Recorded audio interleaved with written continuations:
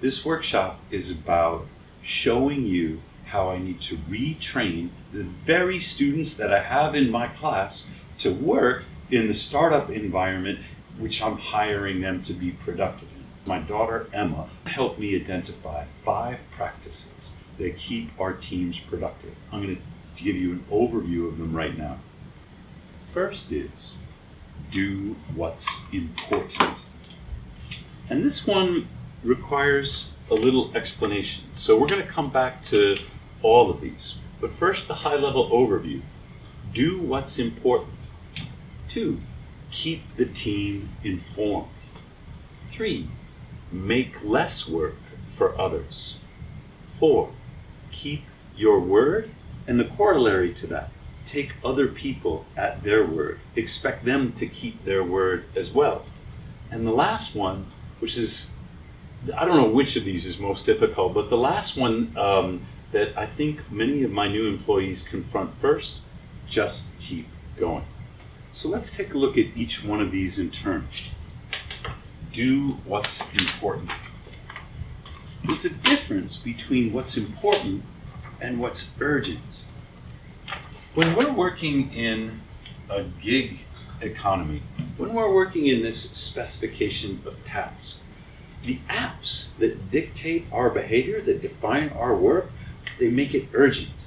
Time is of the essence when you got to pick up your ride or deliver your whatever the heck it is, or you're on TaskRabbit and you're mowing the lawn, whatever it is, the app makes it urgent for you because everybody understands how to prioritize in order of urgency.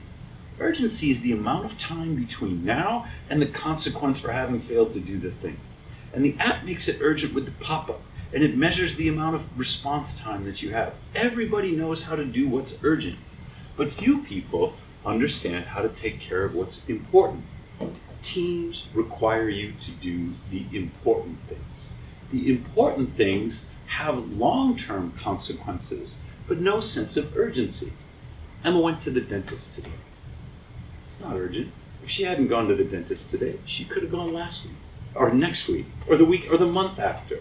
It's only after missing the dentist for like a year that she would develop cavities. And the dentist told her, you've got to have your wisdom teeth out. Emma turns 21 this summer. She's got all her wisdom teeth because her dad, me, has never bothered to have them surgically removed. And so now the dentist is saying, you better have these things out. Why? Because in 20 years, it might be a problem.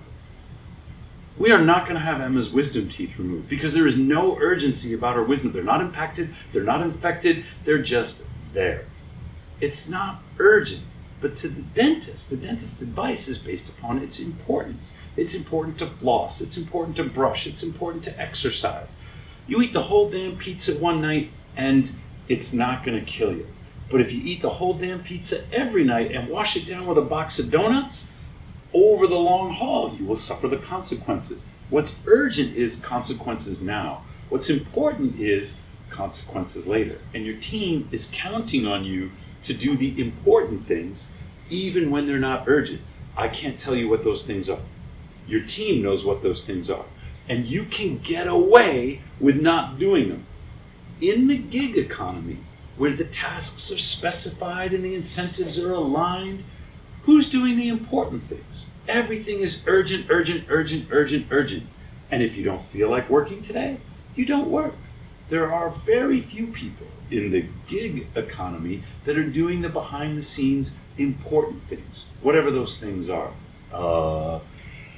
Organizing the initial public offering, getting the regulatory approvals. There could be a number of things that are important, but they're not the people who are working under specified tasks.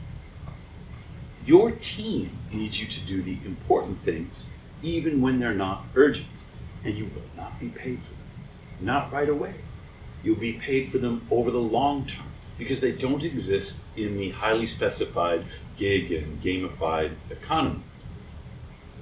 You must, in a startup, uncertain and ambiguous environment, be able to allocate your own energy. You must be able to prioritize your own time. Why is this a problem for students graduating now and entering the economy from university?